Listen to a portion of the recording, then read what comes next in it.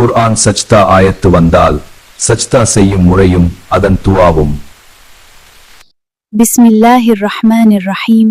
இக்ரா பிஸ்மி ரப்பிக்கல் லதீ ஹலக். அக்கா, குர்ஆன்ல சஜ்தா ஆயத்து வந்தா அதுக்கு எப்படி சஜ்தா செய்யணும்? அந்த சஜ்தா செய்யும்போது என்ன துஆ ஓதணும்? முதல்ல நியத் செய்யணும். அதுக்கப்புறம் அல்லாஹு அக்பர்னு சொல்லி நேரா சஜ்தாவுக்கு போனும். கைகளை உயர்த்த வேண்டாம். குர்ஆன் சஜ்தா திலாவத்திற்காக ஒரு சஜ்தா செய்யலாம் வா. குர்ஆன் சஜ்தா திலாவத்திற்காக ஒரு சஜ்தா கபாவை முன்னோக்கி அல்லாஹ்விற்காக செய்கிறேன். அல்லாஹு அக்பர்.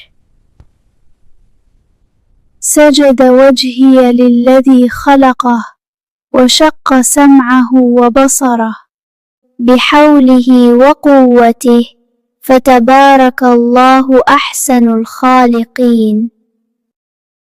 என்னை படைத்த அல்லாஹ்வுக்காக நான் சஜ்தா செய்கிறேன்.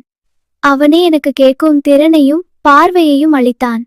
அது அனைத்தும் அவனுடைய சக்தியும் வல்லமையாலும் தான்.